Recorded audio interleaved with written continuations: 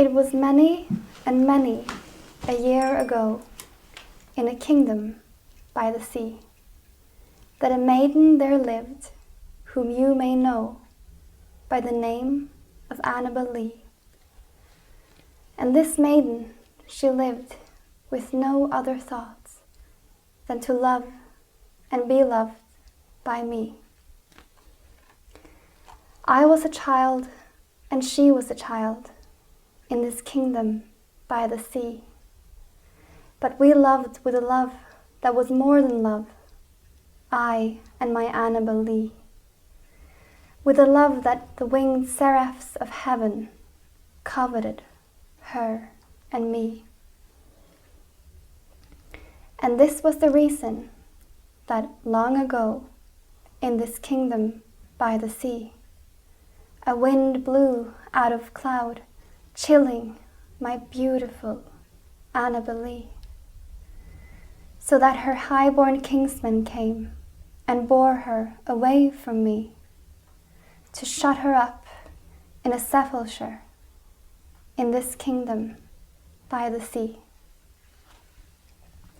The angels, not half so happy in heaven, went envying her and me. Yes, that was the reason, as all men know, in this kingdom by the sea, that the wind came out of the cloud by nights, chilling and killing my Annabel Lee. But our love, it was stronger by far than the love of those who were older than we, of many far wiser than we, and neither the angels in heaven above, nor the demons down under the sea, can ever dissever my soul from the soul of the beautiful Annabel Lee. For the moon never beams without bringing me dreams of the beautiful Annabel Lee. And the stars never rise, but I feel the bright eyes of the beautiful Annabel Lee. And so all the night's tide, I lie down by the side of my darling, my life and my bride, in her sepulchre there by the sea, in her tomb by the sounding sea.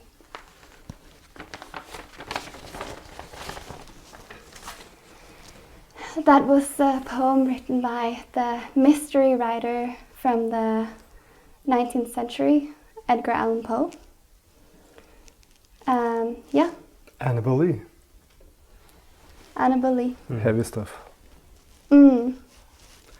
I was thinking of, you brought that book there as well, by a man whom your father knew and painted a wonderful portrait of. Yes. Berge. On poetry. It has the same title as the Poetics by Aristotle. Yeah. And there's this wonderful thing that he says there in the very beginning. He talks about this girl, 2-year-old girl, learning these rhymes, and she knows them by heart. And she sits down in a chair and she says "Yngve," which means to rock, like on a rocking chair. Yngve, Yngve, Yngve, and then she starts to recite the poems from the book, Mother Goose. Mother Goose. But in Norwegian. And in that context, he's talking about how poetry is the way we actually speak. That's the way we actually, really speak, right? And how does he say it? Yet children learn language through rhythm, through noticing rhythms.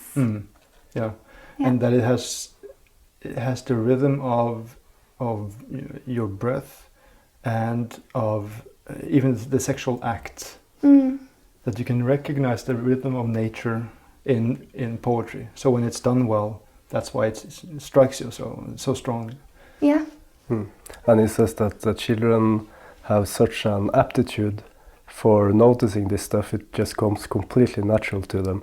So when they read a poetry, they accentuate the rhythm naturally. So they notice it in that way. As you said, they learn language in that way. And that is why Andre Bjerke, the author of this book, talks of all human beings being born with an innate attraction for poetry. He talks about it as being born with a poetic organ. And he explains it very primal, that everything is a cycle for us in daily life. We see the sun coming up and we see it going down at specific times. We have, the nature has a routine already set for us. Yeah. So we are naturally supposed to speak more and listen more to rhymes. Which is strange. It's like we should actually live in a musical. Yeah, I mean, when you talk about that, it can immediately sound, very esoteric. But then when you think about it, and you read, like, listen to Joseph Campbell and things, and you start to understand what this is actually what we're talking about. When Campbell talks about that we are a part of the earth, these are the eyes of the earth, these are the ears of the earth, and being a part of that rhythm, and what this little girl is doing, what the human being is doing, reciting these verses, is to participate in the rhythm of life. Yes. And I think that is so beautiful. and that goes for painting too. When you talk about creating a composition, that it's a circle. It's the rhythm of life. It's that you're finally participating in something you're supposed to do, something you're supposed to use your body for, whereas the sharp-edged lines are not. That's not nature. Yeah. Well, you need the variations, and I think that's what I want to have you guys in here also to talk about. One thing is this beautiful poems that just gets you, but then it's like, how does he do it? Yeah. What specific? How? And because you can't just write. Yeah, I have a lot of feelings. I want to express them. Because we're sort of sliding into that, I guess. Because one thing I noticed was that he talks about how you can use different metrics to describe different characters or different moods. I mean, we touched upon it in our conversation, right? Yeah. Yeah. I don't know if you want to. Yeah, the different metrical forms, they have a feeling to them, melodic feeling. So, for example, if you start with a stressed syllable, it sounds very strict, like someone is beating a hammer. But if you start with an unstressed syllable, like iambic, for example, where you have the metrical feet are composed of one unstressed and then one stressed syllable, then it's much softer. So in that sense, and Ibsen uses it a lot, and Andre Bjerke mentions it also, that you can give the characters the personality through how they speak with the metrical forms. Yeah. So, for example, if it was a sort of a harsh personality, if you're explaining a villain, sort of, what would you suggest to use? Which meter? Well, first of all, I think there's a separation between what he's saying also, because you could have a long narrative poem where it's only a villain talking, and then you switch it when he's saying something that's harsh, so you can switch in between. But if you have a lot of characters and you really want to separate them, then I think maybe he should be he should be cunning. So I'm actually not sure about that. I think it depends a little bit about his broader personality and what he's trying to tell.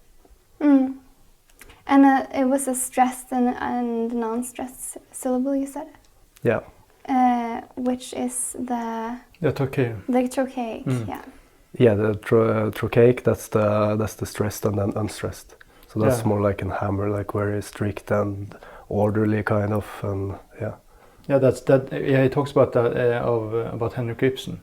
It makes that funny point where Ibsen would use that trochaic a lot, and Henrik Ibsen, his two names are trochaic. Henrik Ibsen. Yeah. Otherwise, it's French like Henrik Ibsen, but it's Henrik Ibsen. So that's the stress of the. Yeah. of the metric foot. Whereas the iambic is used more in Annabel Lee by Edgar Allan Poe. Yes. I didn't think. How does it actually work? You actually showed me this earlier today, Thomas. It was many a year ago. So that's not non-stressed.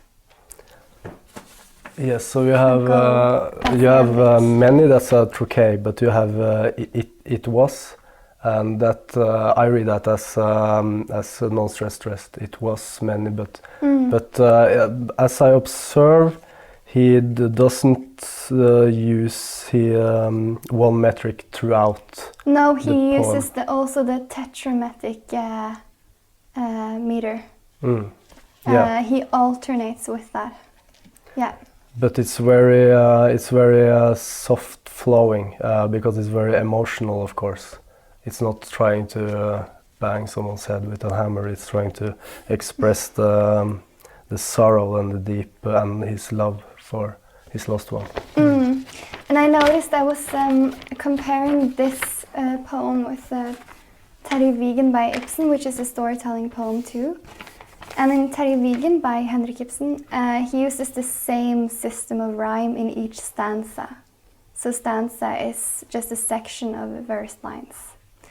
It's the same system of rhymes. But in Annabel Lee, Edgar Allan Poe uses a different system of rhymes almost in each stanza. It's like A, B, A, B, C, B, and then there's A, B, C, B, D, B, and it goes like that. So he mixes up the rhymes. But you can do that if you have one thing that is always constant, which he has, which is the name Annabel Lee.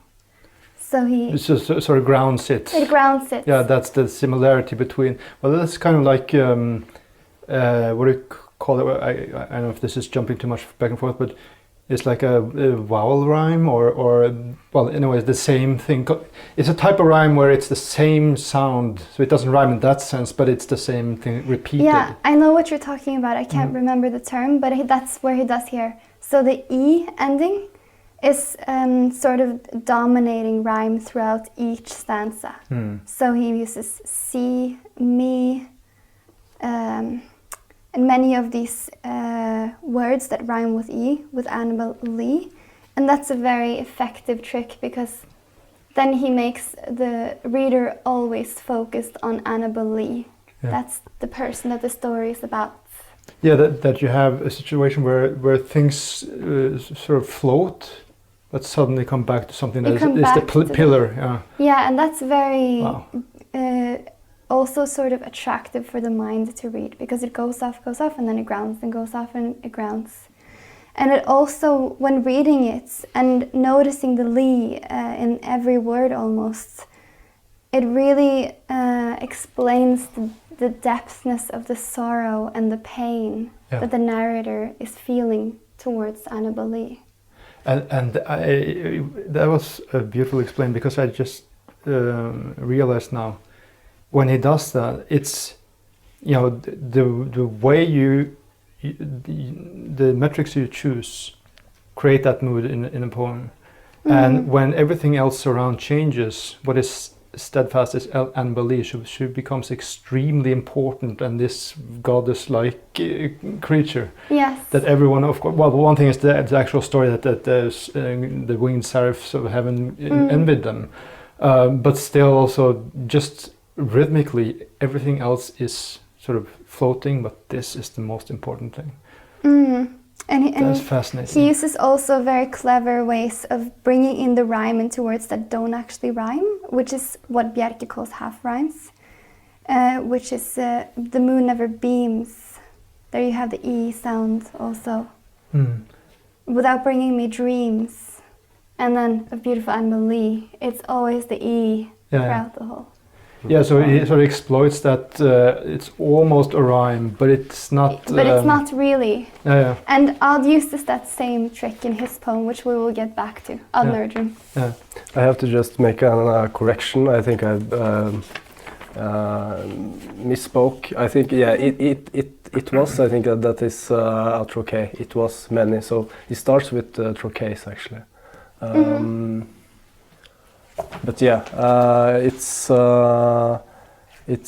very. I think we talked a little bit about how he jumps right into the setting in the very first line. So it's kind of like it's no kind of explaining around the room before you address the real situation. And that is also what Ibsen does. Yes, in Terje Vigen. This is very interesting. I found this out and I just thought this is why they sound so similar. Because I was reading the first stanza of Terje Vigen and the first stanza of Edgar Allan Poe's Annabel Lee, and I was wondering, why do they sound so similar? Because this is the first beginning of Annabel Lee. It was many and many a year ago in a kingdom by the sea. And then the first sentence of Terje Vigen goes, there lived a remarkably grizzled man on the uttermost barren isle. They used the same way of beginning the narrative, where Edgar Allan Poe, in just those two lines, he has explained the setting and where Annabel Lee finds herself. And that is with Terje Vigen too. And the last two lines of the first stanza in Terje Vigen is very similar to the last ones in Annabel Lee too. So in Annabel Lee it goes, and this maiden she lived with no other thoughts than to love and be loved by me. And in Terje Vigen it goes, and then there were few that felt no threats with Terje Vigen by. So now we know Annabel Lee is just living to be loved. And Terje Vigen is living to be feared. He's feared by his townsmen. And so there are so many similarities. Also with the other stanzas, but we won't go through all of them. Yeah, also clearly establishing the protagonist and the character, where she is, and the character. Yeah, and it's so condensed, and they don't explain much. And they explain just enough for us to be able to relate to the character throughout the poem, but they also explain just little enough for us to be hooked. So we don't know why Annabel Lee is made to be loved and loved by me, but we want to find out, so we keep on reading. And we don't know why Terje Vigen is feared by so many people, but we want to know why. So it's, they've just used many of the same tricks. Right. Which made me very interested in knowing if Ibsen was the fan of Edgar Allan Poe. Right. Do you know anything about it at all?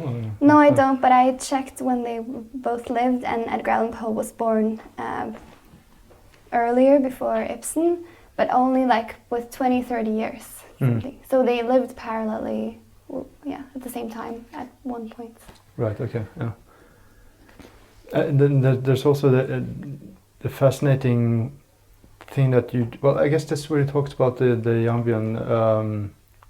There are 5 metric feet. In Shakespeare, but of course it's not the general rhyme in his plays, but he talks about how it reflects the way you would normally take pauses when you speak. And that also was really amazing, that it's not, I guess we talked about it, it's not just rhyme. There's something more to this picture. Yes, it's about the tempo is very important if you're gonna have realistic characters. They're having a dialogue, and you need to control the tempo of the speech, because or else they will sound very artificial. Yeah, well, it's in all possible modesty, I made this little poem for it was more like a joke. I didn't think of these things at all, but I noticed very quickly when just having one more syllable or one less can sort of postpone the effect or make it come too soon, so it becomes some kind of a small shock or whatever. So you can not only use rhyme, but just the actual placement, and of course the intonation, where the intonation lies in the sentence. With great effect. Yes. Yes, absolutely. And also if you're writing in a very strict metrical sense, then Bjerke mentions it that if you're cheating, it sounds very, very strange. The ear picks it up immediately. But there's a way to do it.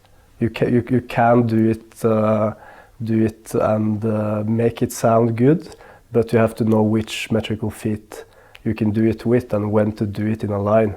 And also you can do, and he mentions Shakespeare does this, that he has, he usually writes iambic in all of his plays and his sonnets and everything.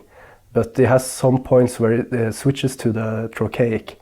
So he has like 2 lines of trochaic. Yeah. And that makes it, he understates a point and he knows exactly when to do it. That it doesn't sound artificial. If you do it rhythmically, systematically in each stanza, it's fine. Yeah. Yeah. Well, yeah, I guess it talks. How does it phrase it?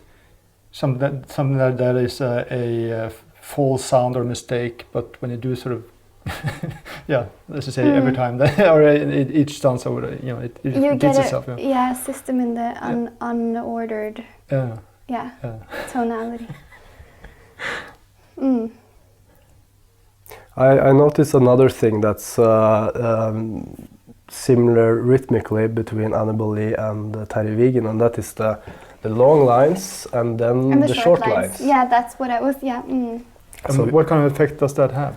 Well, it makes it, or you can say it. This is just my personal opinion, but I love that way of forming a poem because it makes some sentences be very steadfastly like, this is a sentence that you should remember, sort of. Like the last one, because it's long and the last one is short, the short one becomes very clear. Like, and this maiden she lived with no other thoughts than to love and be loved by me. And it's like a punctuation because you expect it to be longer, kind of. Because let's it's like try an empty space after a line. Yeah, let's try if it was longer. If it was like, and this maiden she lived with no other thought than to love and be loved by me in this castle in the sea. So is it me or is it the castle? Is it the sea? Exactly. It's like it doesn't get that strict, direct. This you have to remember and putting it on your forehead so that you'll remember this. Right. No. And that's a fascinating thing to do. That you could do that with poems and ruin them to see why it doesn't work. Yes, yeah. And I have actually an example when we're going to talk about errors. I have 2 examples of errors. It's called, the first one is half rhyme, the other one is emergency rhyme. And I have an example of using emergency rhyme because that is something a lot of beginners don't know so much about. And emergency rhyme is when you have 2 words that rhyme completely and fully. It's a whole rhyme. But it's obvious to the reader that you've just tried to find some word to rhyme with the other. You're desperate, Right, It's obvious that you wanted this word to rhyme with another one so badly that you found a word that is completely out of the context. So it becomes very obvious that it's a poem. And it takes over for the dramatic effect. Yeah. And I think I wrote an example of this today. Actually, I don't know. For the occasion? For the occasion. I don't know if anyone is going to get very sad by this because they will think, oh, I made emergency rhymes. But I made a lot of emergency rhymes in the beginning. I think everyone does it.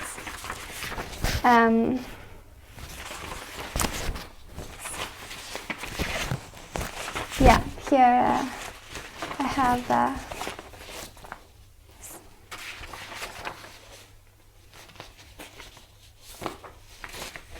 I don't have it here, but I can try to remember it.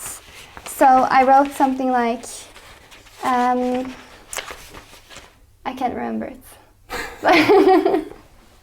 It was probably very good. It was probably very good. But I used something like, I wrote a small poem, and then I was going to rhyme something with love, and then I wrote fits as a hand in a glove, and then I wrote a cliche proverb for it to rhyme with love. just rhymed glove with love. And it's like one of those situations where you're like, yes, it's a rhyme, but it's completely out of the context. And it can be much worse than that example also. It can be like if you really want a word to fit, or if you just don't take the time to find other words, because a lot of beginners do this. They just find a word and they just, what does rhyme with this, and they just put in a word, and then it becomes like you're talking about, for example, love, and then suddenly you're jumping to something about cleaning the floor or whatever. You know. So that the meaning of the words used it doesn't fit the whole. It doesn't fit the story. It doesn't fit the setting. It's just I have to rhyme with this word, and then I have to just punch it through. And a lot of people do this, and you can be very, very strict with yourself and point out words that they are in the context, but they're not. It still sounds a bit like you're trying to rhyme. Yeah. So I think that's when poetry becomes the most difficult. When you know the meter, you know the verse feet, you know what you're supposed to do. You have a structure, but you need to think poetically as well. Yeah. And you need to not take these emergency rhymes just because they fit into this box of structure that you've created. Yeah. And that's when it becomes really difficult. And that's how your poem that you wrote, that you had a conversation about, was so good, because I couldn't find any emergency rhymes. I used, and he mentions this that you rhyme one word with another word that's like a half rhyme, because it has a longer syllable. Yeah. So you have a longer vowel. So I actually used that one place, but I think there's a lot of poets that have done it, and a lot of poets have done it, and I think you're too strict if you react to the vowel being longer and think that is a half rhyme. I think so, but if you do it a lot, maybe it's I think it's a weakness. But if it's like once in a while in a long poem, it doesn't really matter that much. It's all about the context. I had an experience. I don't know how you guys, what you got to think about it. I mean, this my debut poem I wrote. It was very, very political, about ending the cultural council. But and I had to write it in 2 days, and of course I sat down with a dictionary for rhyme words and one for synonyms. Yeah. And I just sat down and I wrote something that sort of went in the direction, and I looked at that word, and I said, okay, are there some synonyms? And then to the rhyme dictionary to see what kind of words rhyme on that. And lo and behold, suddenly I found that, whoa, that's the word I need. That goes in the direction that I want. Yes. It was completely uninspired in every sense of the word. Oh yeah. That's like the rule, or that's the backpack that most poets take with them, is the synonym thesaurus. Yeah. Page and the rhyme word page, and you just go back and forth, and it's what you're saying. It becomes like you're solving a mathematical equation in the end. Yeah. Like no, this is. Yeah. It's not like, oh, I'm so in love, I think I should write sun and the moon. It's just very, it becomes an equation. Yeah, and I love that analogy, that it's like an equation or like a puzzle that you're trying to solve. Like so you're finding the words and the synonyms. That's why you're a poet. I mean, you work with economics and stuff like that. It's very mathematical. You could say it's. Never trust a poet who's not an economist. Yes, and also being economical with the words. That's also a thing. So, you don't waste words because they're your words. Because you can't waste syllables, or what do you mean? Oh, you can't. Yeah, you can't waste syllables, and also if you're trying to explain something, like you can have one poem about a fly hitting your laptop or landing on your laptop or something. But if you're talking about that in 5 stanzas or 10 stanzas, it can be very boring. Then you're wasting your words. You're wasting words. just using a lot of words to Yeah. describe the same thing. So I think the sense of urgency in storytelling is very important, and you Yes. see it in Terje Vigen, you see it in Annabel Lee. You see it in Terje Vigen and Annabel Lee, and you see it in Andre Bjerke in his best poems. And that's actually what you said there. That's a little bit of a critical. I am a little bit critical sometimes to the romantic poets because of that. Yeah. Because I think sometimes they are not being economical enough. They're Yes. wasting a lot of words, and it's like I didn't have to know that the sun looked like that in 3 lines.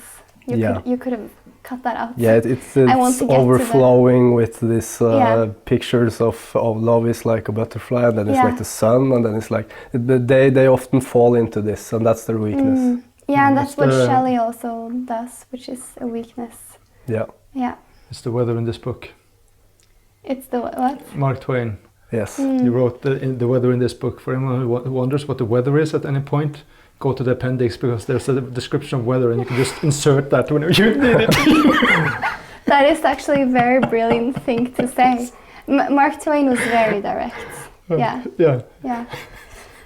Thank you for checking out this clip from the Cave of Apelles. If you want to watch the entire segment, head over to caveofapelles.com/donate and become a $5 patron.